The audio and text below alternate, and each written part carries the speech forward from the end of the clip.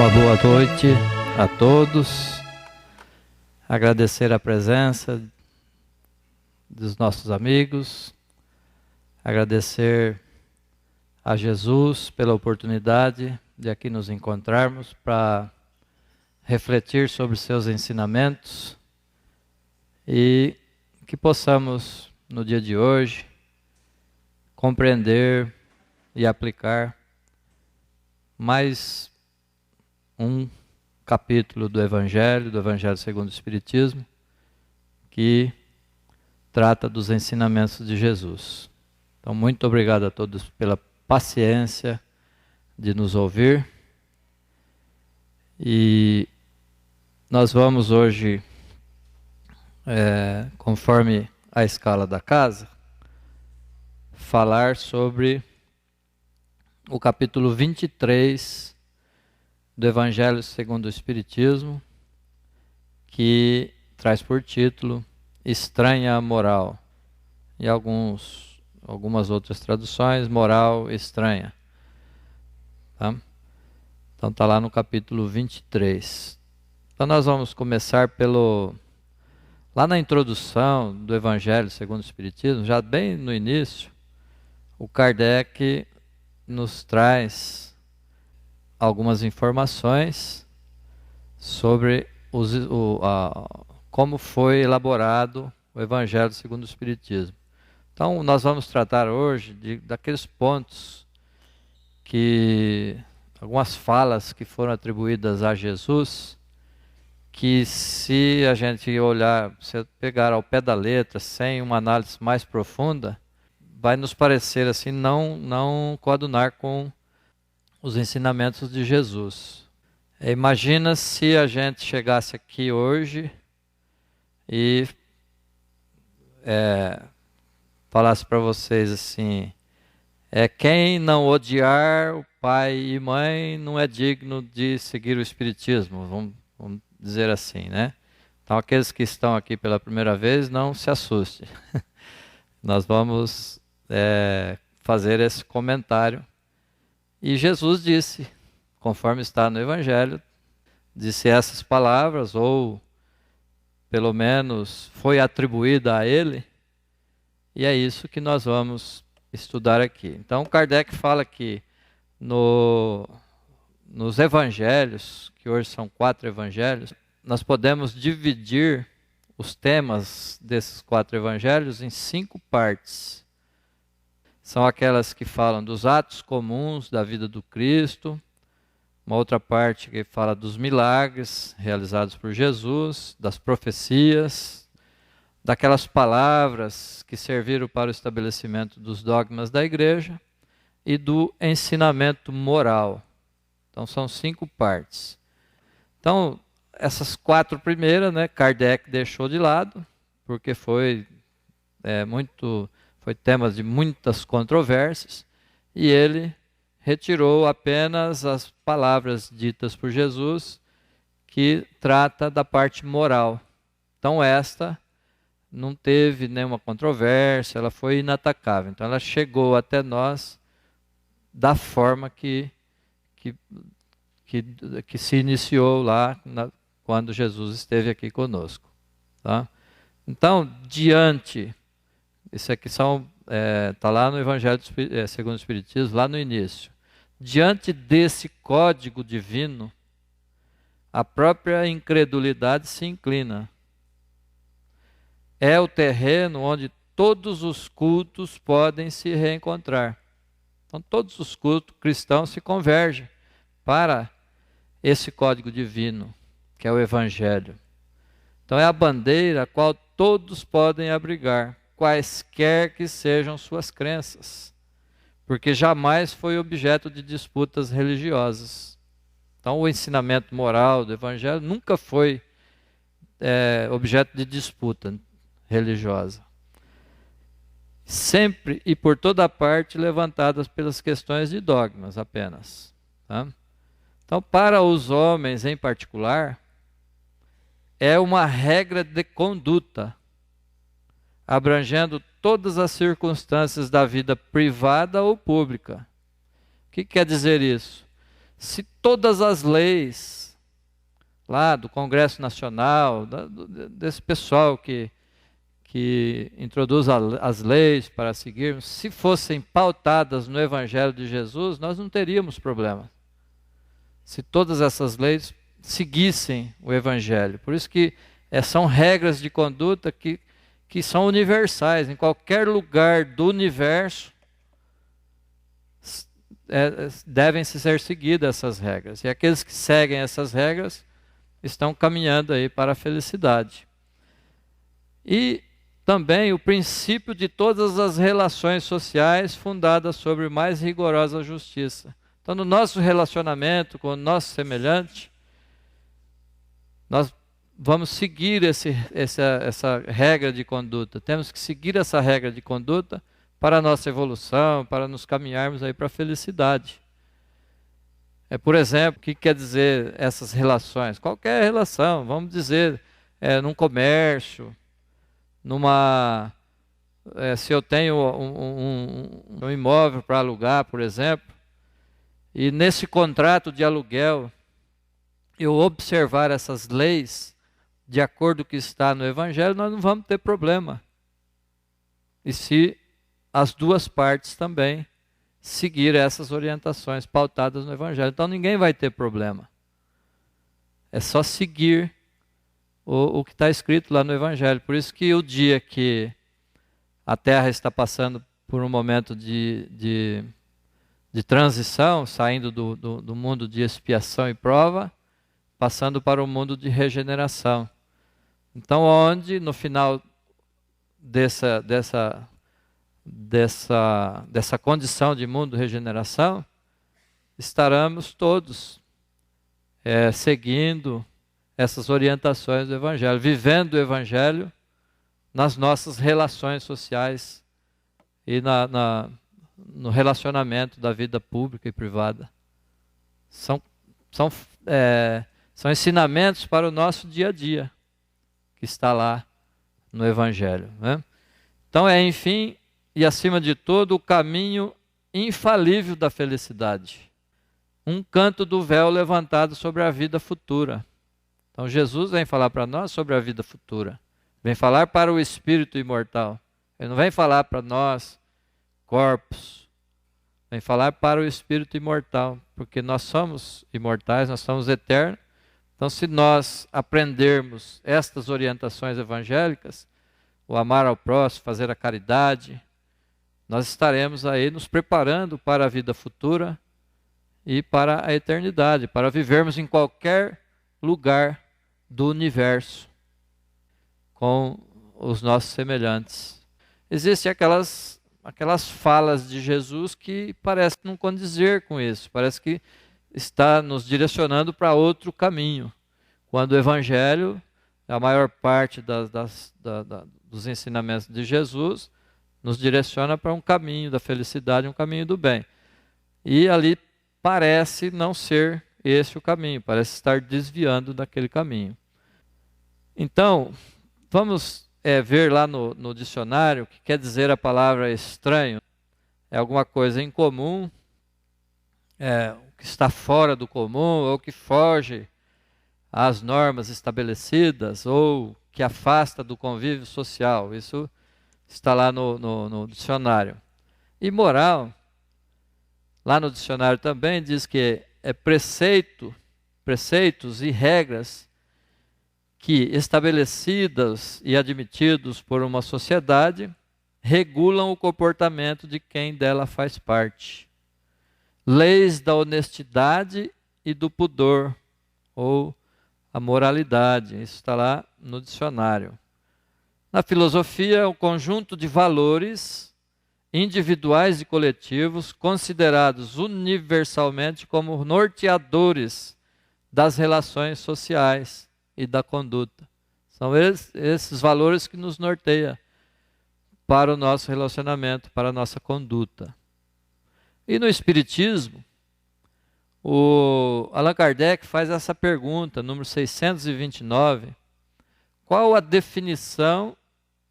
que definição se pode dar por moral? E os espíritos respondem: é a regra do bem suceder, isto é, de distinguir o bem do mal. Funda-se na observância da lei de Deus. O homem procede bem quando faz tudo pelo bem de todos, porque então cumpre a lei de Deus. Faz o bem pelo bem de todos, não só de si ou só dos seus, mas sim pelo bem de todos, que todos são irmãos, estamos numa coletividade e todos somos filhos do mesmo Pai, que é Deus. Então, seria moral estranha, seria modo de proceder que foge às normas estabelecidas. Então, essas falas atribuídas a Jesus, que está lá nos evangelhos, são alguma coisa, alguma fala dele, que parece fugir às normas estabelecidas. Então, o tema que nós vamos tratar, que diz que está estranho lá no evangelho, que são odiar os pais, que está lá, que Kardec faz os comentários lá no capítulo 23, estranha moral, né? Odiar os pais, abandonar pai, mãe e filhos. Tem uma outra fala que a gente ouve sempre: deixar aos mortos o cuidado de enterrar seus mortos. E uma outra: não vim trazer a paz, mas a divisão. São os temas centrais do nosso estudo de hoje. Então vamos ao texto evangélico. No Evangelho de Lucas, no capítulo 14, versículos 25 a 27, tá? Essa é uma tradução da Federação Espírita Brasileira, traduzida por Haroldo Dutra Dias. Retiramos de lá. Reuniam-se a ele numerosas turbas, e voltando-se para elas, disse: se alguém vem a mim e não odeia o próprio pai, a mãe, a mulher, os filhos, os irmãos, as irmãs, e ainda a sua própria alma, ou a sua própria vida, em algumas traduções, não pode ser meu discípulo. Não pode, né? Não pede. Não pode ser meu discípulo. Fica estranho mesmo, né? A pessoa ter que odiar os pais para ser o discípulo de Jesus. O que é discípulo? É aquele que aprende os ensinamentos de alguém que seria considerado como um aluno, que faz um aprendizado e fica responsável de repassar esse aprendizado. Então esse seria discípulo. Então os discípulos de Jesus é aquele que aprende com Jesus e se responsabiliza ou se propõe a repassar esses ensinos que ele aprendeu. Então Jesus atraía muita multidão ali, pela sua bondade, pelo seu amor que ele dedicava, muitas curas que ele fazia. Aquele que recebia o benefício e que se aproximava de Jesus, tinha aquele magnetismo que Jesus possuía. Então essa turba seguia, andava com Jesus ali, não era só os apóstolos. Então ele era seguido ali por multidões. E uma outra, no capítulo 19, versículo 29 de Mateus: e todo aquele que tiver deixado casas, ou irmãos, ou irmãs, ou pai, ou mãe, ou filhos, ou campos, por causa do meu nome, receberá o templo e herdará a vida eterna. Ou seja, para herdar a vida eterna, eu tenho que abandonar, tenho que deixar meus irmãos, deixar o meu próprio trabalho, né? Porque aqui campos está significando aqui o nosso trabalho. Hoje são diferentes, naquela época era campos. Hoje seria as indústrias, os escritórios de trabalho, né? Então eu vou abandonar meu emprego para poder ganhar a vida eterna. Então, assim, fica estranho mesmo entender que Jesus tenha dito isso, se seguirmos ao pé da letra, se seguirmos a letra, né? Porque Paulo falava que a letra mata e o espírito vivifica. Então nós não podemos ficar apenas com a letra, tá? Lá em Lucas, capítulo 18, versículo 28 a 30, encontramos o texto: Disse Pedro: Eis que nós, deixando as próprias coisas, te seguimos.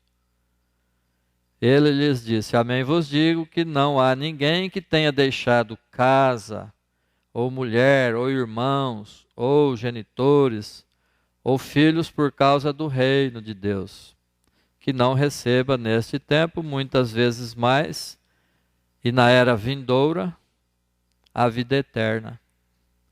Mais outro tema, outro texto que se né, ficarmos sem refletir, pegarmos ao pé da letra, também fica estranho, né? E disse a outro: Segue-me.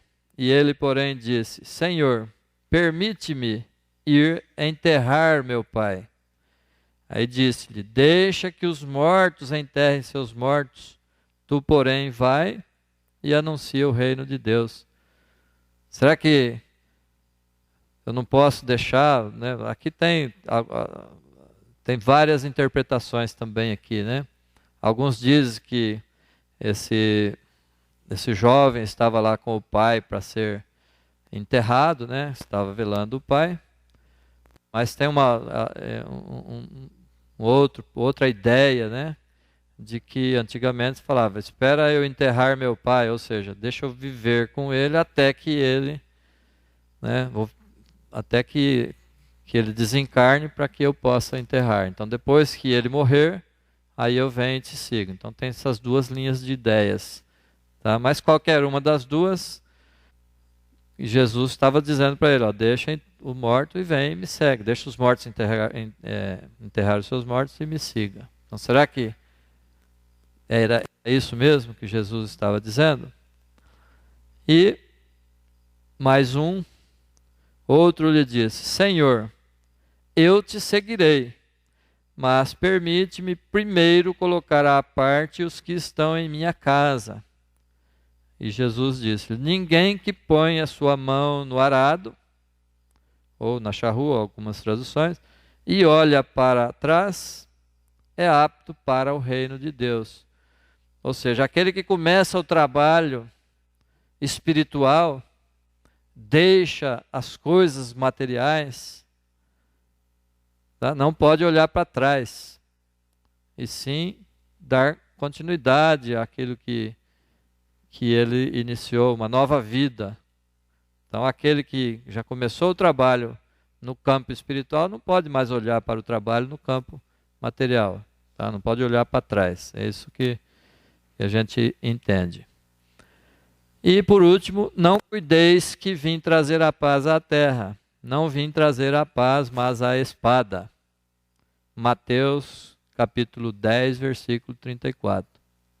Tá? Então são temas polêmicos que, se a gente não refletir, não buscar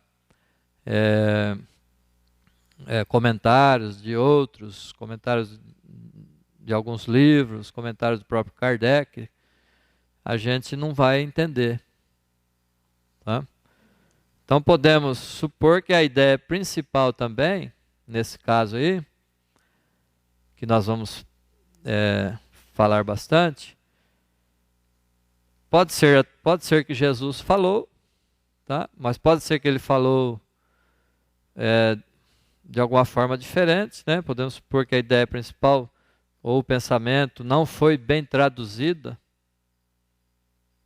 ou que o sentido original tenha sofrido alguma alteração. Pode ter acontecido isso ao passar, né, pela tradução de uma língua para outra, como nós vamos ver aqui como é que aconteceu com os evangelhos até chegar até nós, né? Para chegar até nós. Agora, mas a gente tem que pensar também, né, refletir que o Espiritismo ele nos orienta a raciocinar em tudo aquilo que vamos vamos fazer. Então nós temos que pegar o conjunto, né?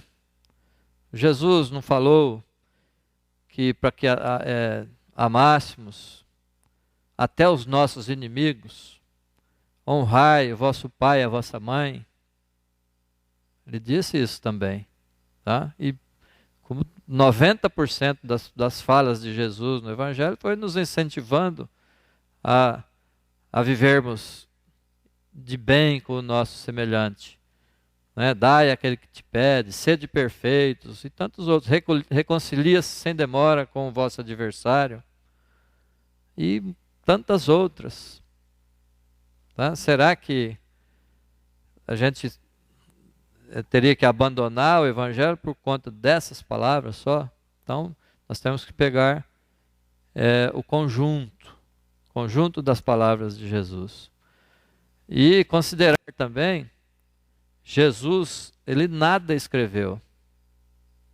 Nunca tivemos informações de que Jesus tenha deixado alguma coisa escrita.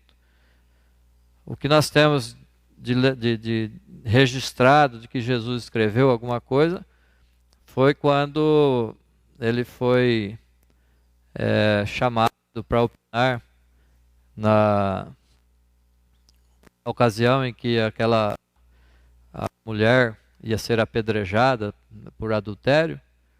Ele se abaixou e escreveu na areia, né? E também ninguém sabe, não consta nos evangelhos o que ele escreveu ali. Alguns livros, né, da Amélia Rodrigues, diz lá que ele escrevia, né, o pecado ali de cada um que estava próximo ali, né, assassino, né, adúltero, mas isso não tem, assim, no Evangelho não tem nada registrado a respeito disso. Então ele falava em aramaico. Então tudo que Jesus falou ali foi em aramaico. Só que os evangelhos eles foram escritos em grego. Porque foi escrito bem depois, né? Suas palavras disseminadas ao longo dos caminhos foram transmitidas de boca a boca. Tá? Não tinha nada escrito. Eu ouvia, seria a mesma coisa que nós estamos falando aqui nessa palestra, vocês estão nos ouvindo aqui, e chegar em casa e contar aquilo que vocês ouviram, que nós estamos falando aqui, para os familiares. Né? Não vão lembrar, a menos que pegue a gravação lá do YouTube, né? e vão falar.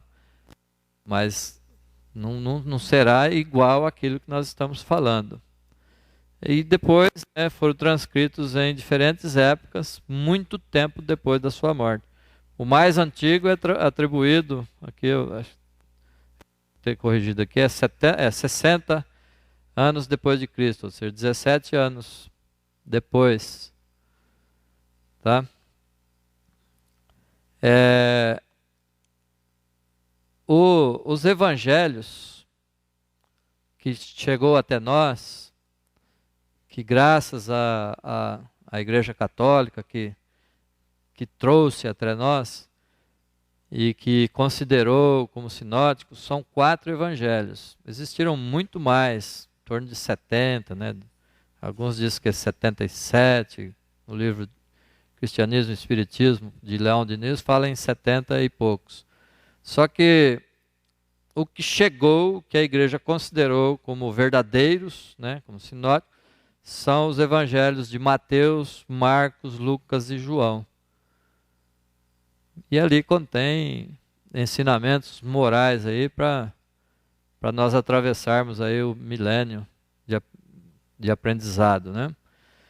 E tem Atos dos Apóstolos, que foi escrito por Lucas, tem o Apocalipse escrito por João. São 21 epístolas que os apóstolos de Jesus ali eles passavam, porque era muito distante, então às vezes não podiam estar presentes para dar as orientações, mas escreviam cartas de orientações que falávamos sobre, que são epístolas, né? Então são 21. São 14 de Paulo, uma de Tiago o menor, 2 de Pedro, 3 de João e uma de Judas Tadeu. que fazem parte da Bíblia, que hoje nós chamamos de o Novo Testamento. Tá? Então, o Evangelho de Mateus, 28 capítulos, ele foi pregado na Palestina aos israelitas judeus que se cristianizaram, né? O objetivo era demonstrar que Jesus era o Messias prometido pelos profetas. Mateus, ou o nome inicial dele era Levi, era apóstolo de Jesus, nascido em Nazaré, filho de Alfeu, morava em Cafarnaum, cobrador de impostos romanos, publicano, né? Que era odiado ali pelos judeus, porque cobrava impostos para passar para os romanos. E no finalzinho da sua vida ele foi apedrejado, queimado, decapitado na Etiópia. Evangelho de Marcos, capítulo 16 capítulo, foi escrito em grego, entre 55 e 62 em Roma.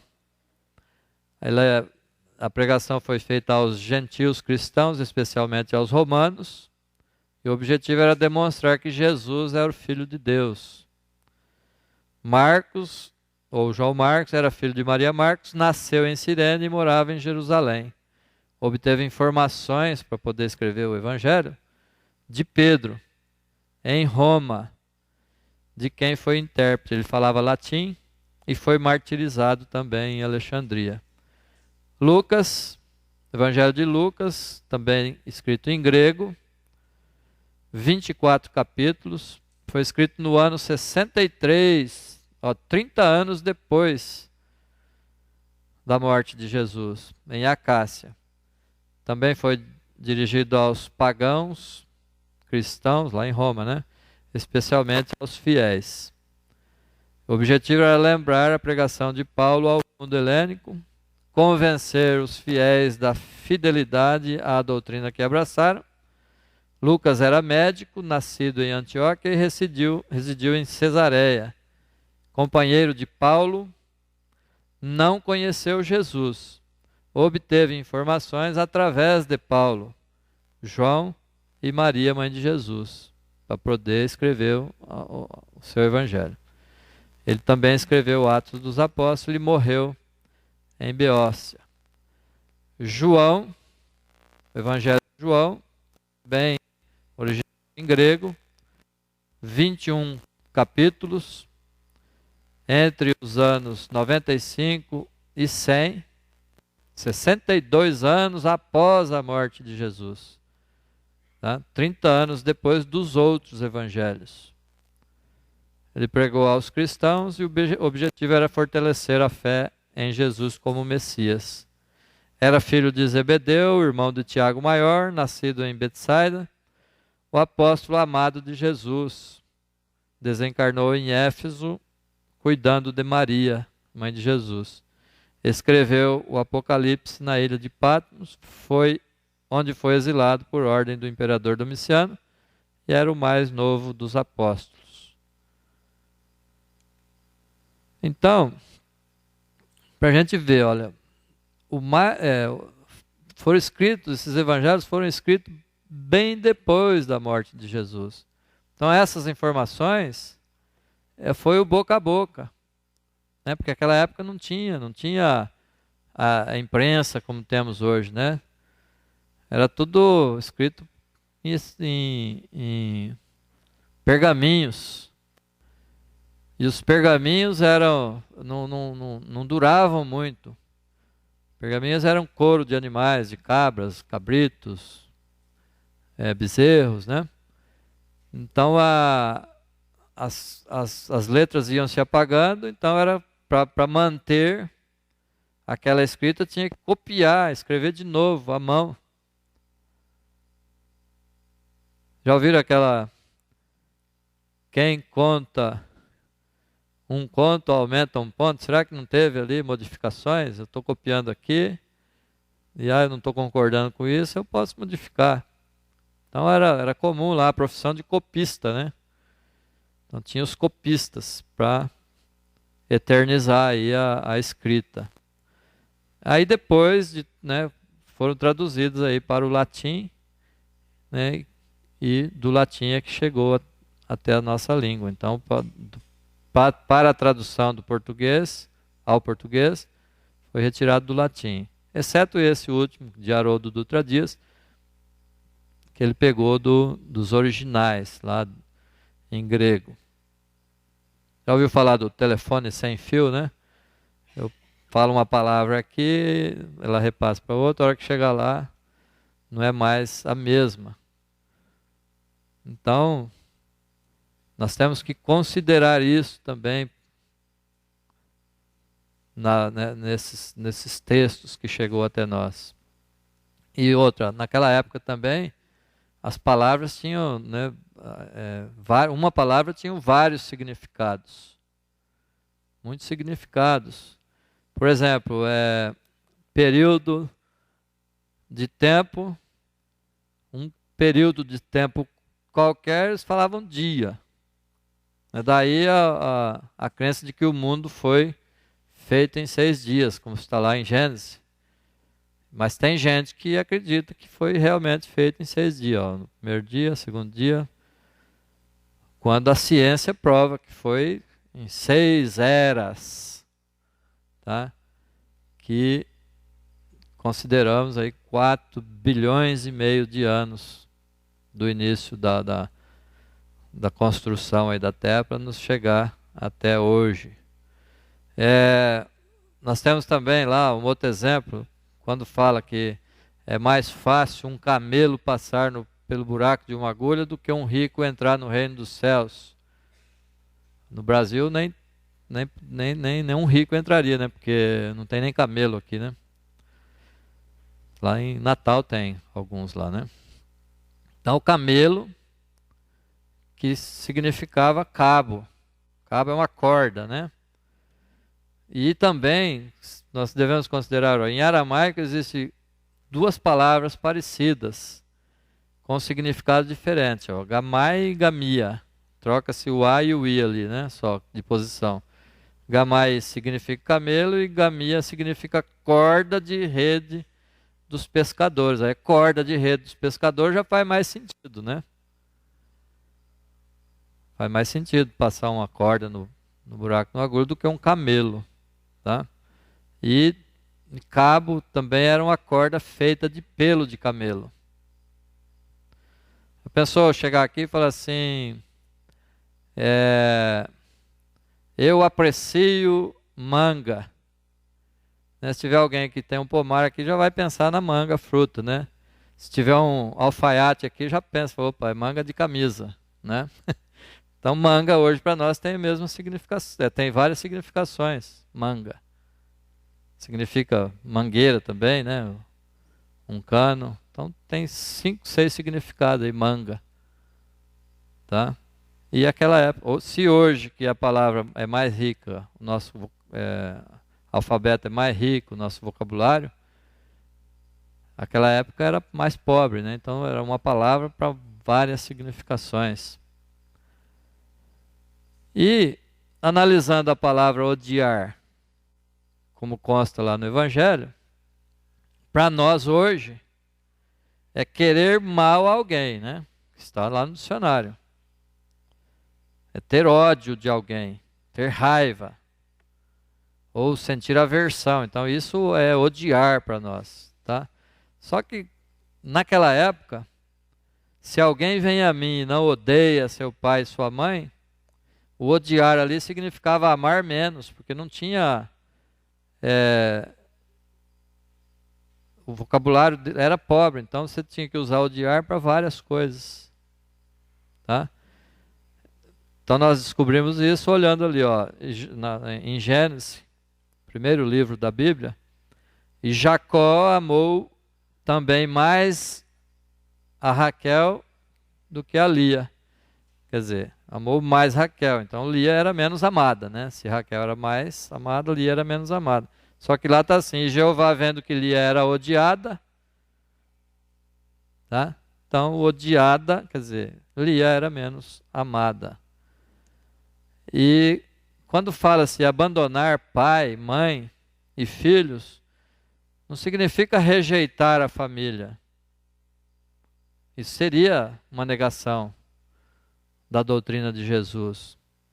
O que ele está querendo dizer aqui é que devemos demonstrar os interesses da vida futura. Então, eles devem prevalecer sobre os interesses humanos. Então temos que ter mais interesse pela vida futura, mais interesse pelos ensinamentos de Jesus. Então, devemos seguir Jesus, mas amando nossos familiares, nossos pais. O que é seguir Jesus? Nada mais é do que seguir as suas orientações, fazer aquilo que ele queria que nós fizéssemos, que é justamente amar os nossos familiares. Honrar vosso pai e vossa mãe, né? Que ele disse. Então isso está de acordo com a doutrina dele. Porque às vezes a gente fala, vou seguir Jesus, é vir na igreja ou vir no centro. Não, seguir Jesus é fazer ou tentar fazer aquilo que Jesus fazia, que ele veio exemplificar. Ele amou toda a humanidade. Então é isso que nós devemos fazer, amar os nossos semelhantes. Isso é seguir Jesus. Então os interesses da vida futura prevalecem sobre os interesses e todas as considerações humanas. Então abandonar pai, mãe e filho, né, a lógica aí da separação, nos interesses da pátria. O jovem, né, o soldado, ele não vai em defesa do seu país, fica 2, 3 anos defendendo. Aqui no Brasil não tem muito isso, né, mas a gente vê em filmes as guerras, né, defesa da pátria, às vezes fica longe, às vezes nem volta. Nos interesses da família, né, a filha ou o filho que deixa os pais para acompanhar o esposo, a esposa, não quer dizer que ele está abandonando o seu pai, sua mãe. E nos interesses da vida futura, é o exemplo dos apóstolos que seguiam Jesus ali. Aqueles pescadores, os trabalhadores, passaram então a seguir, auxiliar Jesus ali na expansão da Boa Nova. Agora, quando ele fala deixar aos mortos o cuidado de enterrar os seus mortos, ele estava falando, quer dizer, ele não estava censurando o filho que desejava sepultar o pai. Ele estava fazendo um convite para aquele jovem cuidar dos interesses dele, da vida futura. Então Jesus lhe ensina dizendo, não te preocupes com o corpo, pensa antes no espírito. Vai ensinar o reino de Deus, vai dizer aos homens que a pátria deles não é a terra, mas o céu. Deixar as coisas materiais em busca das coisas espirituais. Se encontrares, Emmanuel lá no livro Fonte Viva, se encontrares algum cadáver, dá-lhe a bênção da sepultura, na relação das tuas obras de caridade, mas em se tratando da jornada espiritual, deixa sempre aos mortos o cuidado de enterrar os seus mortos. Aqui ele está falando dos mortos vivos, né? Porque às vezes nós estamos vivos de corpo só, mas morto aí com relação à nossa vida futura. Quantos de nós estamos aí mortos vivos, sem interesse nenhum pelas coisas do Espírito? E quando também lá não vim trazer a paz, mas a divisão, este texto chama a atenção pela aparente contradição que encerra. Não é Jesus chamado Príncipe da Paz? Ele sempre nos falou em paz. Onde ele chegava, né? A minha paz vos deixo, a minha paz vos dou, né? Todo lugar, o cumprimento de Jesus era assim. Agora não veio trazer a paz, então? Como é possível ele, o governador espiritual do orbe, nos oferecer uma proposta de paz inerte, de ordem parasitária ou beatífica fundamentada na violência? tá? Nos dando a espada aí. Será que era isso mesmo? Tá? Então não significa desordem e confusão semeada por Jesus. O mal viria dos homens e não dele. Cóleras, conflitos que a sua doutrina, isso significa cóleras, conflitos que sua doutrina provocaria. Nós estamos brigando até hoje, né? Por seitas religiosas. Todos cristãos brigam entre si. Até pouco tempo atrás, vinha a polícia no centro espírita prender por denúncia de outras religiões. Chico Xavier sofreu bastante. Quem assistiu o filme lá, Chico Xavier, né? Aquele padre ficava lá na frente da casa do Chico Xavier, pedindo, né, para que ninguém entrasse na casa do Chico Xavier, que era a casa do demônio, alguma coisa nesse sentido. Não era? Então essa é a divisão de que Jesus quis dizer ali. Quantas famílias não tem, né? Na minha, por exemplo, tem. Nós somos espíritas, tem evangélicos na minha família. Então são dessas divisões que Jesus está falando. Agora, cabe a nós entendermos e respeitarmos cada um deles. Tá?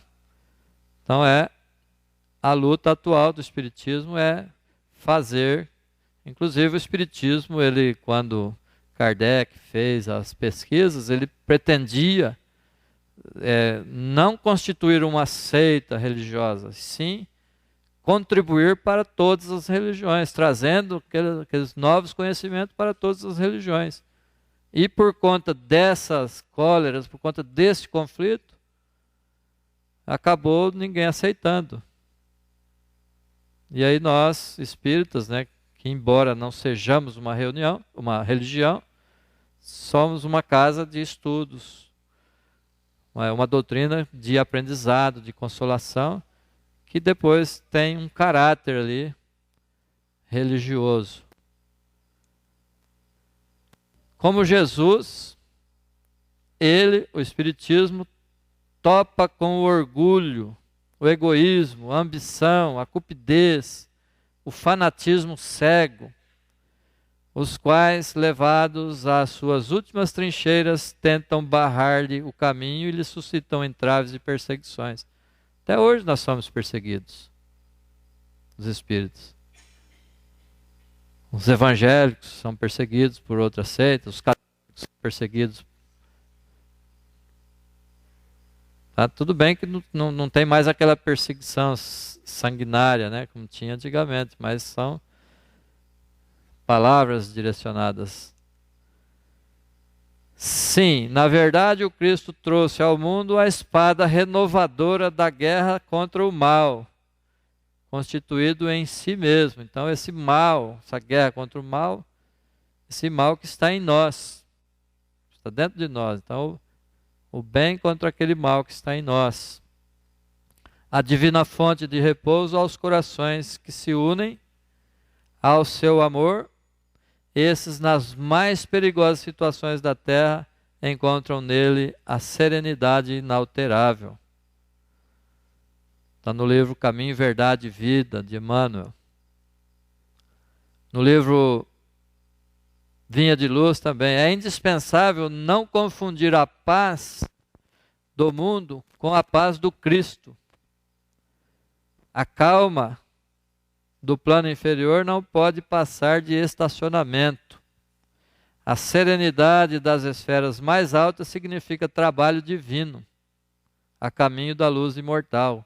Quer dizer, a paz que Jesus traz não é aquele descanso que a gente espera, não, é o trabalho, sem fadiga, trabalho por amor. Nós vamos continuar trabalhando. Jesus tem bilhões de anos aí e continua trabalhando. Em nosso benefício ainda. Então, nos círculos da carne, a paz das nações costuma representar o silêncio das baionetas ou das armas, né? Entendemos paz, falando de nação, seria parar a guerra. A dos abastados, inconscientes, a preguiça improdutiva e incapaz. Ele que se conseguiu aí se amoedar, né? Tá lá no finalzinho da vida, em paz, curtindo a preguiça, né?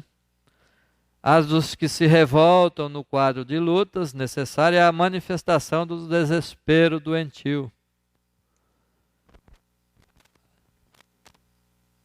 A dos ociosos sistemáticos é a fuga ao trabalho. Qualquer feriadinho já está em paz. Fica lá, né? Não estou em paz. Não é essa a paz do Cristo.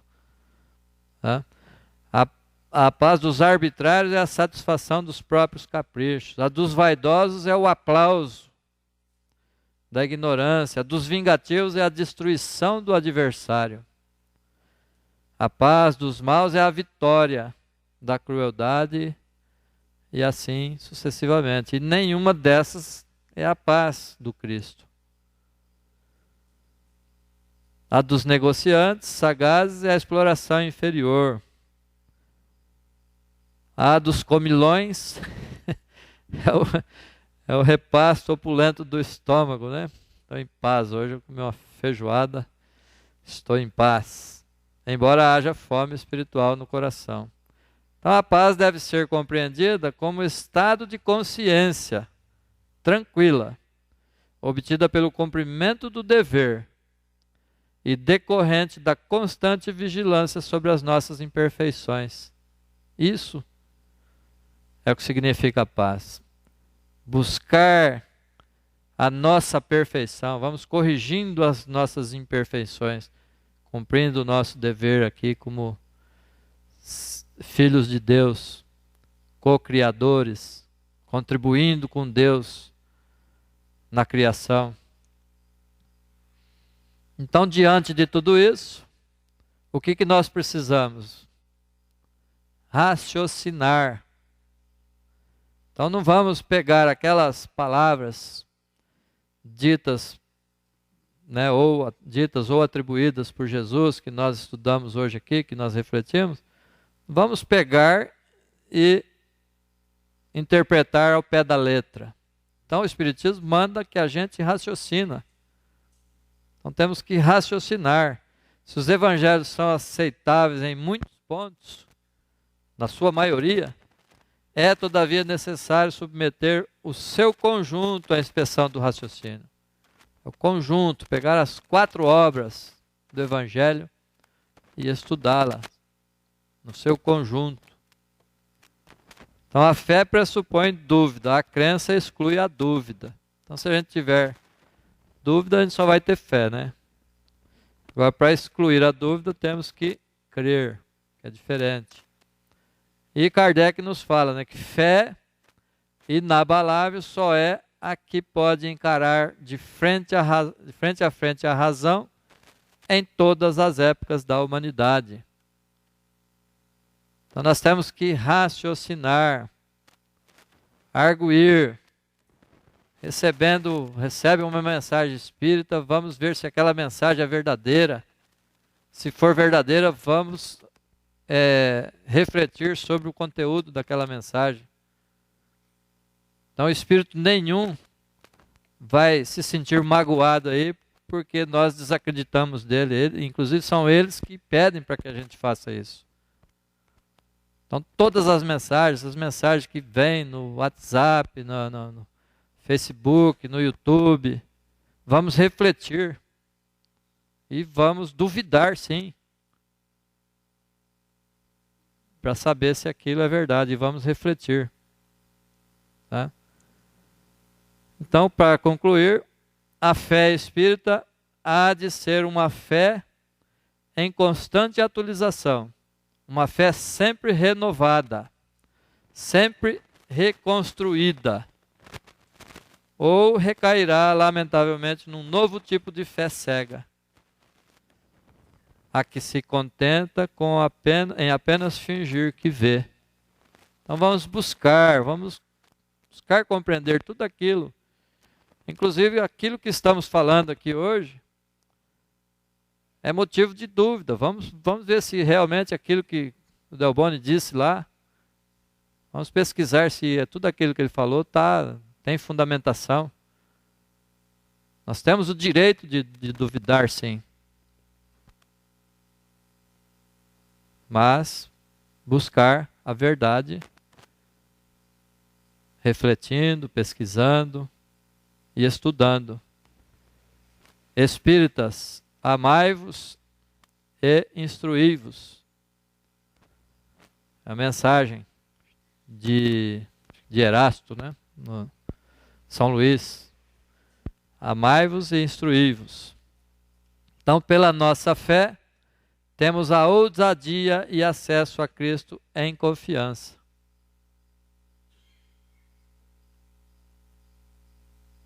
Tá?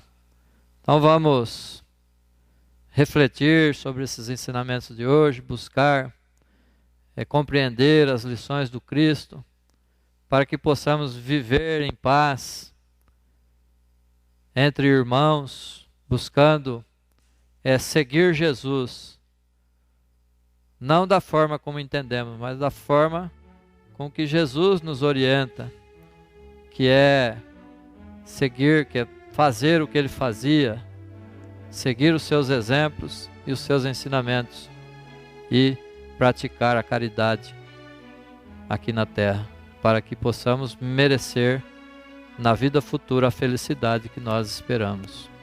Muito obrigado a todos pela atenção, que Jesus abençoe a todos. E assim seja.